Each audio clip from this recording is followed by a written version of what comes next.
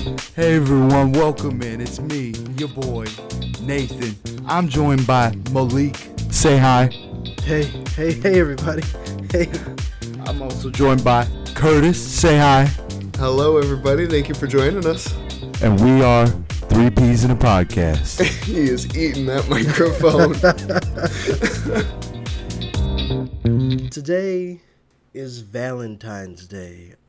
The day of love, the day of children being made. Oh well. Yes. So if you didn't know how the birds and the bees work, we're going to tell you that. No. Sorry everyone to ruin that for you. It's a stork. The answer is it's a stork. Yeah, the stork brings your child and drops him off at your front door. It just falls right out of the sky. Only on February 14th, though. Only on February 14th. That's baby delivery day, actually. Yeah. It's like Amazon Day, but for children. Today we're going to be talking about Valentine's Day, as I said. With the babies? Yeah, where do you buy them? The stork store. Stork store. I'm going to immediately derail this episode. Do you remember the Robots movie? One of my favorite scenes about that movie is they're like building a baby. They're like, making a baby's the best part, and then the baby like comes in a box and they build it. That's Valentine's Day. That's when you order your baby. Yeah. You just sit in the bedroom putting it together and then poof, it's there. It's like Legos. I forgot what I was saying, but Tell us about our episode, Malik. Also, it is... should we reveal the topics we'll be talking about today? Yes, I am going to be talking about the Roman festival of Lupercalia. I will be talking about the transition from ancient Roman pagan practices to more modern Valentine's Day practices. I'm going to be talking about murder. Woo! And that's why Nate's will be last. So if you're looking forward to that part, either skip to the end or just please watch the whole episode. Yeah. Please watch it. We need viewer retention. So yes, picture it. Rome, 44 BCE. The Roman festival of Lupercalia. An ancient Roman festival celebrated annually on February 15th. Not the 14th, but the 15th. Which was both a religious and cultural celebration and dedicated to fertility, purification, and the protection of Rome. The festival predated, is what I heard, predated the founding of the city and incorporated both elements of Roman mythology and local pastoral practices.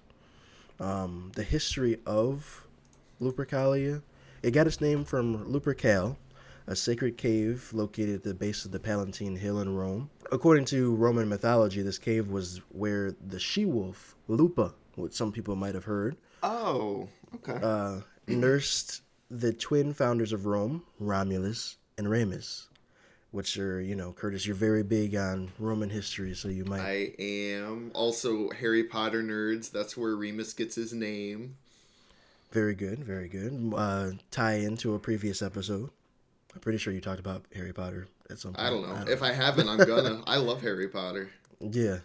The festival honored the god Lupercus, who was the deity of shepherds, fertility, and the wild. The primary purpose of Lupercalia was to purify the city and promote fertility among its inhabitants, livestock, and land. It also served to protect Rome from evil spirits and misfortune.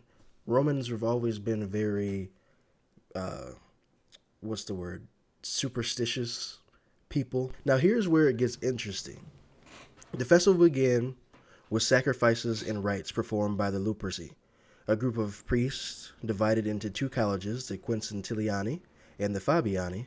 I'm Italian now. All I could think was that the Luperci sounds like leprosy.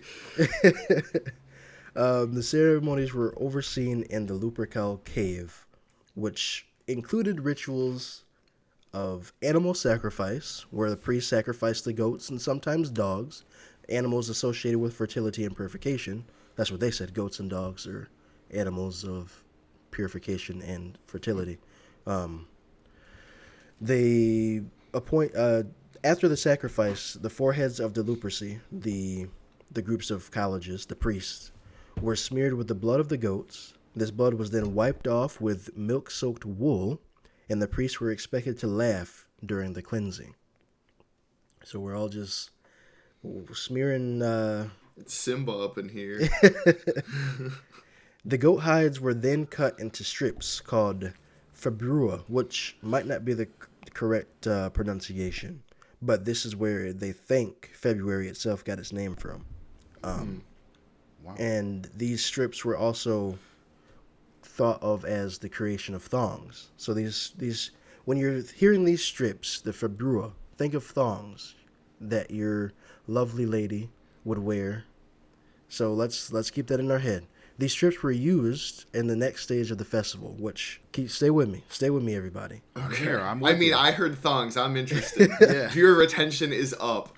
Clad in minimal clothing, or sometimes naked, the leprosy ran through the streets of Rome, striking bystanders with the goat hide thongs, and this act was believed to bring fertility and good fortune to those who were touched, particularly women hoping to conceive or ensure a smooth pregnancy. So you're at this festival, cheering and having a good time, and all of a sudden you're getting hit in the face with a thong, and it's meant to bring good fertility to your household. That's crazy. Yeah. Spring break will never be the same. Exactly. So when you're in Myrtle Beach or the beaches, Miami Beach, whatever, and you're getting hit with thongs, just think it's good luck. You know? Yeah, that's what I'll be thinking. Or like a rock concert when you throw your bra at the stage, just like Exactly. pagans, all of you. Throw a thong up on stage. Have a baby. Exactly. That's what you do now. Lupercalia was a lively and festive occasion, as you can tell, very festive, blending serious religious observances with lighthearted revelry. It was inclusive with Romans from all social classes participating or observing the festivities. Not everybody got to get hit with the thongs, of course. Sorry, guys. It was an enduring influence on Roman culture, and it was celebrated well into the imperial period. And now in 494 CE, Pope Gelasius officially abolished Lupercalia, deeming it incompatible with Christian values. Some historians, speculate the aspects of Lupercalia may have influenced the development of St. Valentine's Day, given their shared focus on love and fertility, though this connection remains debated. Now, I love the fact that in the end of my talk, we bring up St. Valentine's, because I know you're going to be talking about that. It's the perfect transition. I'm going to start a little bit before, because I think, there's 365 days. It's an awful, weird coincidence that all these love holidays keep landing on February 14th. Because in the way back times of ancient Rome, probably around the time you're talking, we all worship the Roman pantheon of gods. And one of them is the goddess Juno. And she was the patroness of marriage and family and all them good things. And the tradition was that men were supposed to give flowers to their wives and their bridesmaids on that day. So, happens on February 14th. Kind of a coincidence. Maybe some revisionist history there, but we'll find out. So on that day, to celebrate the goddess Juno, it was also believed that single girls would marry the first man they saw. I don't know how true that is, but that seems like a bit of a stretch. And another ancient Roman practice was ornithomancy, which is reading omens and watching birds to predict the future. So we're maybe moving a little away from blood smearing and thong smacking, but still pretty good pagan superstitions. And that carried over into Valentine's Day. And it said that the first type of bird that a woman saw, an unmarried woman saw, would describe the type of man she would fall in love with. I don't know what birds meant what, but, if you're seeing crows first thing in the morning, probably not a good sign. I know that people visualize cardinals in more modern tenses as a sign of your loved ones who passed on coming to visit you. I know that's something I Absolutely. follow even to this day. Like every time I see a cardinal, I say hi to my mom and dad. Dragonflies are another like visualized animal. I've heard that the reason that that insect has two sets of wings is because they use the other set to carry the souls to the other side. So every time I see a dragonfly, I'll say hi to my parents as well. That's really cool. I didn't know that about dragonflies. I do also know that about cardinals, though. Me and my mom did it a lot after my stepdad passed. So, love cardinals. And, like, I'm in the Great White North, although it's been the Great Brown North this winter. Not a lot of snow in Wisconsin and Minnesota. But having a bright red cardinal on a field of white, beautiful, beautiful imagery. Mm-hmm. So, maybe I practice a little bit of this superstition. But moving forward a little bit more, we're in we're in Slovenia, and there's a saint there. Well, he's not a saint, Mr. Valentine.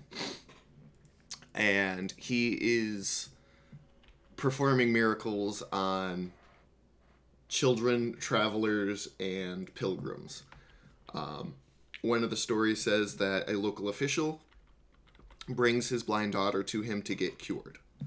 And he says a little prayer and gives his daughter back to the local official, and she has her vision back. And the local official is so impressed that him and all of his local retainers convert to Christianity. They're like, Juno could never love this Jesus guy. And so they all convert. And this happens in 269 AD. The emperor at the time is Claudius, and he goes, wow, that's not very nice. We don't like Christians still. And he executes the ruler, all of the nobles, and Mr. Valentine on February 14th. So he's killed. He becomes a saint later on. He's given sainthood, and February 14th, the day he was beheaded, turns into Valentine's Day.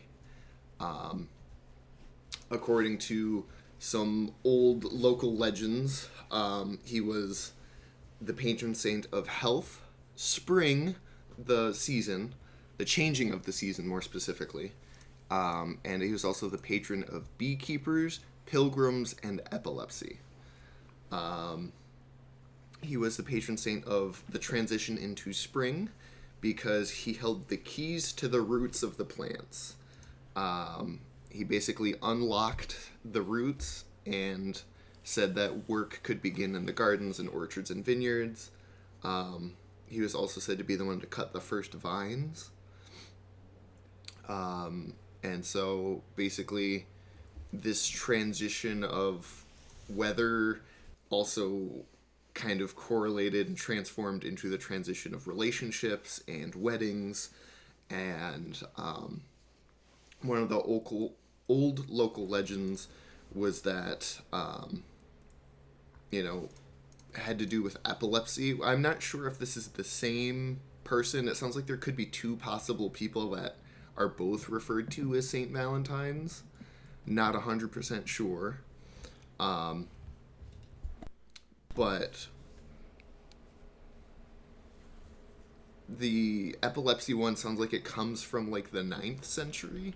I don't know if this is like a later retelling of an earlier story or if it's actually taking place in like the 800s. But this is when he becomes the saint of epilepsy. And so he kind of already had that established lore of being good for eyesight because he cured the girl's blindness. And so I think it's very interesting to see like the transition from eyesight to epilepsy as like science developed, because like modern day science, there's a lot of connection there. I don't know how much of it was science based back in 800s. I don't think they really understood the mechanisms of epilepsy, but it is very interesting that life imitates art that way. And that's kind of all I've got about it. I will put a disclaimer out there. Some of that stuff was from a translated Slovenian article I found through the Wikipedia article, and all I did was click the Google Translate button. So no promises on accuracy. I just want to throw in because I love when this happens. Now, you did say that the Valentine you're talking about might be a different rendition of the story. Mm-hmm. But at the end of my story, Pope Gelasius I banned Lupercalia. But I just read that Pope Gelasius I established St. Valentine's Day, and was the one that made it celebrated on February 14th to honor the Christian martyr, St. Valentine. I see. So you're canceled. Valentine's Day's in. Sorry, Right. buddy. No more slapping people with thongs. Right, right. What a sad day. What a sad day. Galatius ruined it for all of us. Yeah, honestly, it's a shame. And it was only a couple of years later. I just lost it. Where'd it go? I got banned in 494, and 496 is when this was established.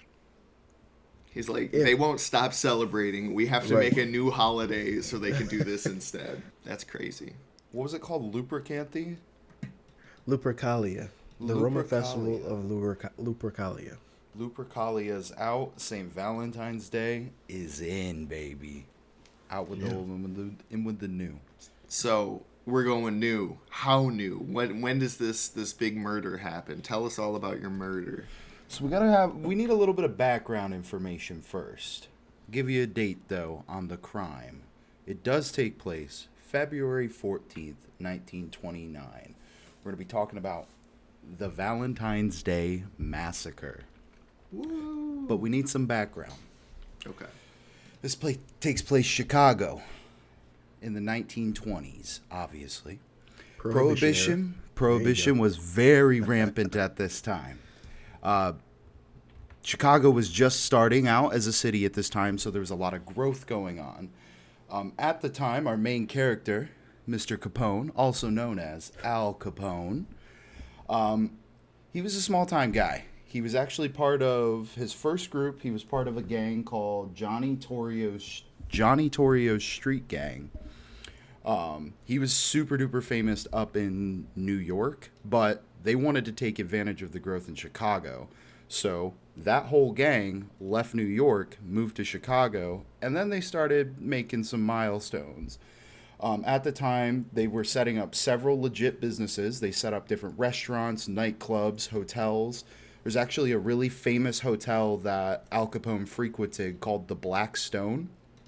It's in Chicago, Illinois. It features a windowless barber shop because he would go there, get his hair done, because if anyone tried to kill him, he would see them walking in the door first.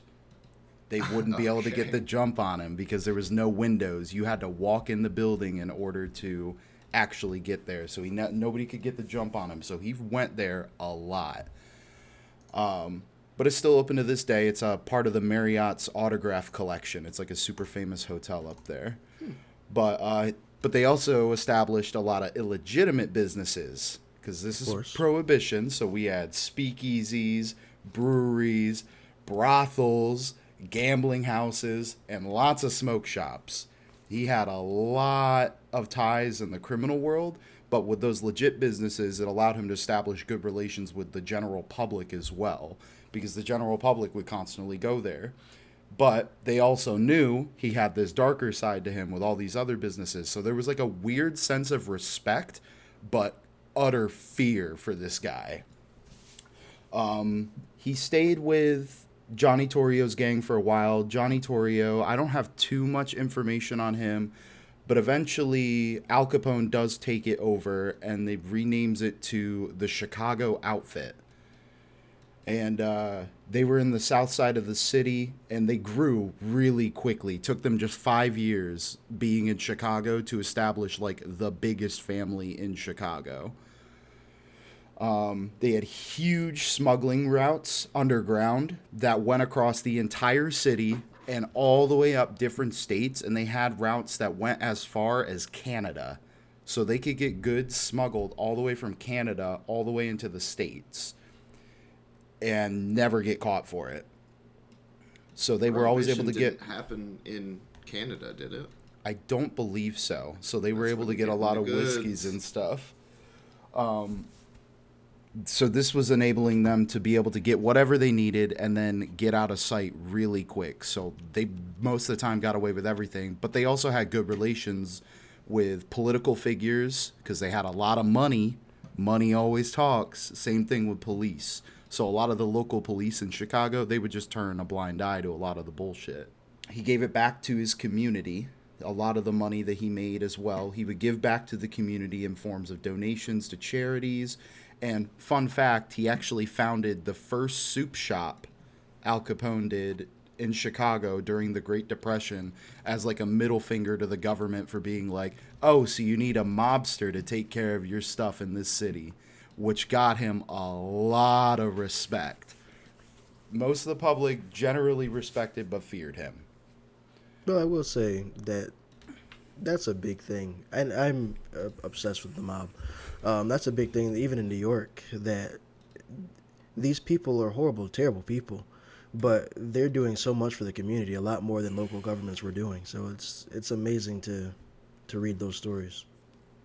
When I found that out, like, it was pretty cool. I was like, hey, he's not the greatest guy, but like, you had a cool thing happen, and he did a lot of cool stuff.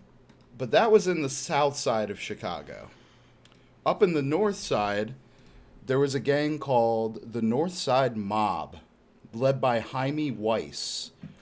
Whole totally different vision as to what the Chicago outfit had. So the Chicago outfit, they were making a lot of money off of brothels and the gambling. Northside Mob, they had standards. They were Catholics. They didn't do all that stuff. They weren't into the brothels. They didn't think you should make money off of ladies. They didn't think you should be gambling. Okay, cool. They had a massive monopoly, though, on real beer and high-quality whiskey up on the north side that the south side could not get. And they did not like each other. They refused to sell to the south side. So all the top liquor was in the north side. So they were making bank. This caused a ton of tension between the two gangs, and they were almost constantly having turf wars, gang wars, fights. People were dying left and right. They actually held like a gangster convention where the two gangs met up at like a conference hall at a hotel, and the two leaders of each gang spoke, and they set like a somewhat of a peace treaty. Didn't last very long at all because they still poked at each other constantly. But I thought that was funny. They like hold a whole convention just to be like, yo, we got a lot of people dying. A lot. Still didn't stop them. The tension between the two gangs rose so high that a member named Bugsy Moran, he was part of the North Side Mob. He decided in 1926 that there was going to be an assassination attempt on Al Capone. They fired 1,000 rounds into this hotel. They shot so many rounds. This was at the Hawthorne Hotel in Chicago. Al Capone didn't die. He came out completely unscathed. The only thing that he had on his mind was how the hell he was going to kill that guy. All he wanted to do was figure out, how am I going to get this dude? This dude was going to be a tough target, though. He was in really big with the North Side Mob. He had huge connections with the police force. He'd actually been in like a gang since around the same age that Al Capone was. Al Capone had been in his gang with Johnny Torrio after he dropped out of the 6th grade. Literally dropped out the 6th grade, joined the gang, and started doing crazy shit. That's wild. But him and Bugsy Moran have a very similar story, so it's kind of cool. In retaliation, though, Capone did put a hit on Jaime Weiss, the leader of the North Side Mob. How that went down, there's a couple different ways. So Jaime Weiss was coming out of a building to get into a parked car that was out front. And as he was walking to the car, two dudes opened fire at him. The guy in the car allegedly took his gun out to help and accidentally shot Jaime Weiss. Mm-hmm. And he got blamed for the murder of Jaime Weiss. So it was a very, I was like, damn, they didn't even get the guys that Capone sent. They got the dude that was literally waiting in the car for him. So Jaime Weiss was killed. That led into a new dude named Vincent Drucke. He took over the North Side mob for a little bit. He got stopped by police. And when he was stopped by police, he had a lot of shit on him. He had an unregistered firearm. He had some drugs on him, probably some alcohol. But he got stopped by police. There's two ways that this could have gone. Well, the last other way was the dude, instead of shooting him, the guys got him. But the guy who pulled the gun out to retaliate still got blamed for it, regardless. But Vincent Drucke, he was either shot and killed by police in cold blood simply because he was a mobster and they knew he was a leader and nobody was going to bat an eye, police or political wise, if you just drop a mobster lead, at this time at least. Or, as he was getting into the police car, a firearm that was in his jacket, he went to go and pull, and the officer shot him in fear that the guy was going to shoot the officer. Regardless, or Al he's Capone dead. paid him off. I'm fully in the mindset somebody paid the police. Probably. That's usually how it went at this time. But I didn't look into Vincent Drucke too much because our main man, Bugsy, that's who we need to talk about. Bugsy, that's a Valentine's Day kind of name. Moran. But he took over after Vincent Drucke took over. Capone did not like that whatsoever. And it led to the Valentine's Day Massacre of 1929. And here we have the crime. The location is the SMC Cartage Company garage on Clark Street in Chicago. Just a standard, typical garage. Most of the time, people were going in there to drop off goods to this company or get their cars fixed. But it just so happened that this day was supposedly a drop spot for a truckload of high-quality whiskeys.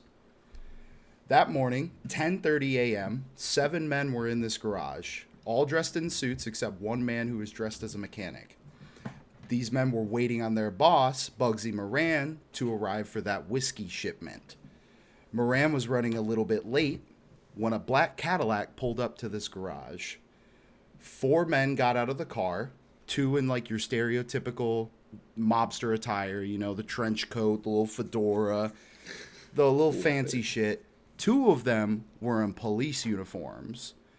Some people believe that they were actually police officers, but other people believe that the people dressed up as police officers were in disguise to make it look like not so scary.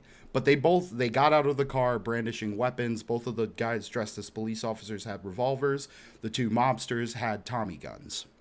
Nice. They went into the side of this building, walked in the door, and just lit the place up.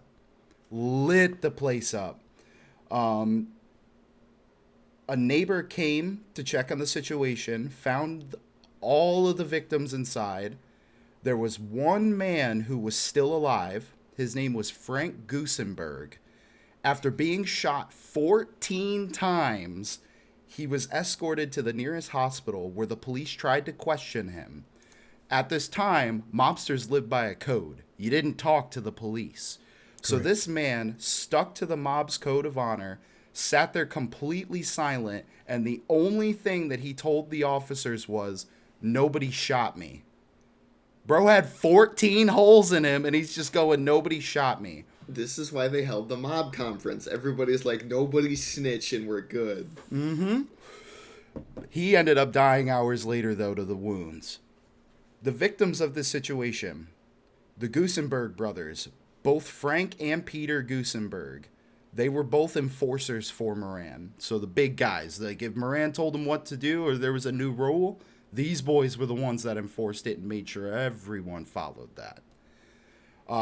A dude named Johnny May, he was the dude dressed in the mechanic's outfit. He was literally just a dude that occasionally fixed cars for the gang. Literally, that was his whole shtick. He was just the mechanic for the gang.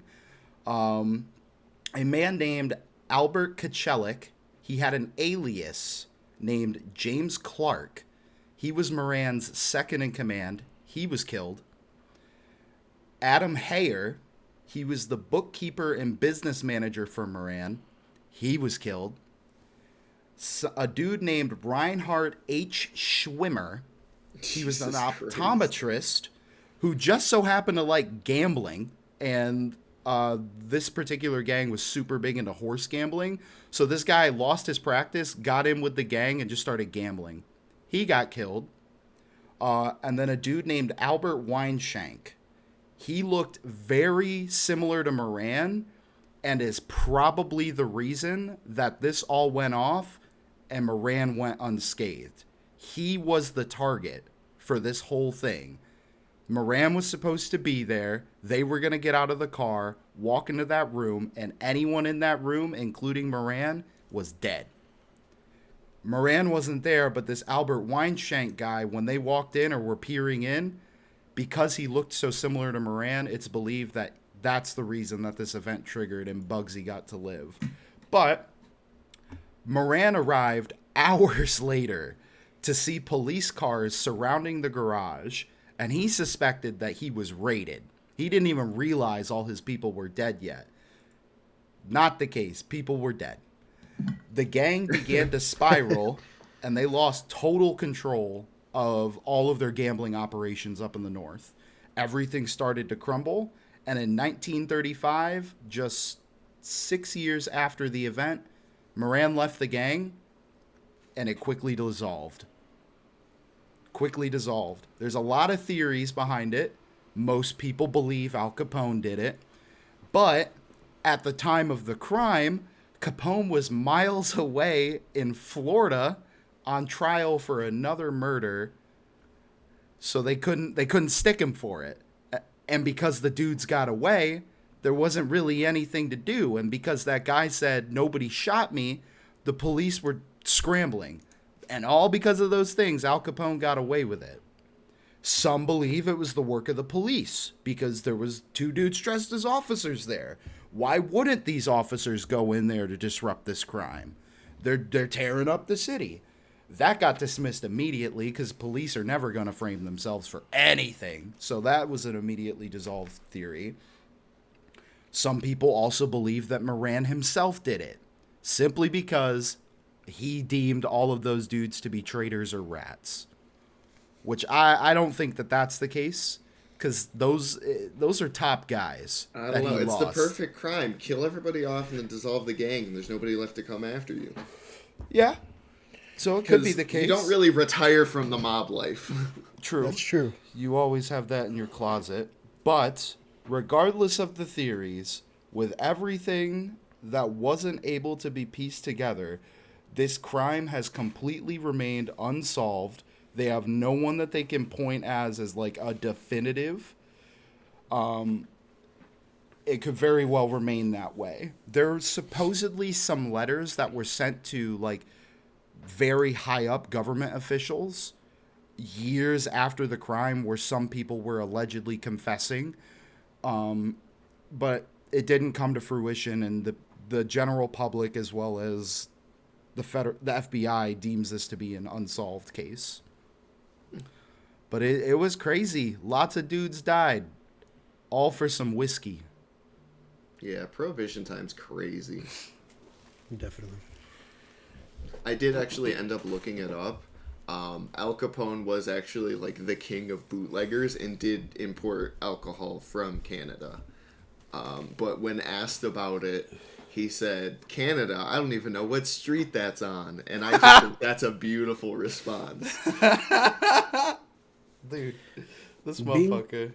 Being from New York, I've always been fascinated by the mafia. Because there is actually a family allegedly in Buffalo. So that's real close to home. So that's just something. But Al Capone has always been one of the best people to read about because he didn't even go to jail for any of his crimes. He went to jail for like tax evasion. Yeah. So this man allegedly killed all these people, did all these things, but then they got him for something completely unrelated to any of the stuff that he was doing. So Mafia people, they're like the smartest people that you will ever learn about. Yeah, it's crazy. And like the movies and shows that come out about it are so good. Like Sopranos, Right. beautiful. Peaky Blinders is really good too. I'm watching that right now. I'm really starting to love mob shows. Up in New York, it's funny you mentioned the family up in Buffalo. That's really close to where I live too. We allegedly had a family in Lake George, which was like 30 minutes down the road from where I lived. Supposedly, all of the mansions on the upper levels of the mountain, all of the mansions up there are owned by mobs or mob families. Like, if you just look across the lake onto the mountain, anyone that you see is supposedly owned by it. My mom told me a couple stories where, like, she was in Bolton Landing and she was driving down the road with her first husband, and there was a black car parked up next to the guardrail to a very steep drop, like a real steep drop. And she kept staring at this car, and her ex-husband was like, you need to stop looking at them and mind your own business. And my mom's like, why? And he's like, because that's the mob, and they're looking to drop a body. Not even like 2-3 days later, there was an article that came out where allegedly a body was found in that area. Yikes. And so that was a crazy one. Allegedly. Allegedly. This is all what my mom said. Well, And there was another story where when she worked for this hotel, like one of her first jobs, one of the mob families came to stay at said hotel, and she cleaned their room. They told her she was going to see all sorts of shit in that room. She said that she saw weapons, prostitutes, all sorts of shit in there. She cleaned the room, and they left her a $500 tip. damn. Yeah. All they said was you got to keep your mouth shut and do your See, job. it's that giving back to the community. Buy silence real quick. Yeah. Shit, you wave $500 in my face and all I got to do is mop up some blood? I'm chilling. I'm blind in one eye and I can't see out the other. Real shit. But that's all I have for the Valentine's Day Massacre. It took me down a rabbit hole. No, it was good. It shakes up the episode a little bit. I'll have to do something with that, but we were talking about New York, the Buffalo family and all that. They still currently have a leader. wait, there's still like active mobs in Buffalo? Well, New York, Allegedly. period. Allegedly. I don't. Maybe I shouldn't say his name. There's allegedly a man. Wait, are you just on a Wikipedia article? Yeah. Maybe Okay, I shouldn't if it's say public information, you're fine. I'm not gonna say his name. It's a little too close to home. But yes, they currently have an acting boss, the Buffalo crime family. He's took leadership in 2016 when somebody died. Somebody died, but he took leadership. Nobody died. So yes, as of 2020, I don't know how they're keeping this active, but as of 2018, there's still 30 made members of the Buffalo crime family. That's crazy. Allegedly. Allegedly. Been using that word a lot today. Hey man, I ain't trying to catch any strays. Yeah. They get one whiff of this podcast, and all of a sudden, we all disappear. One of our 10 views is a mobster. God, real. All of a sudden, we're going to get a notification from YouTube. You have top viewership in the New York area. Oh, no. But that has been Valentine's Day. Love, thong slinging, murder, gunslinging, and more murder. Yeah. While we all celebrate Valentine's Day as a holiday to take our loved ones out to restaurants and put babies together that get shipped in the mail, think about the history of Valentine's Day. The 7 people who were murdered in a garage in Chicago. Or the lovely ladies who got hit in the face with thongs to have better fertility. Or Saint Valentine himself, who this whole holiday is named after. He was a martyr, so he was murdered. Murder all around. So Yes. Remember, when you're making a baby tonight, think of murder. Exactly. Just That's it. That's the takeaway. All right, thanks guys. Have a good one.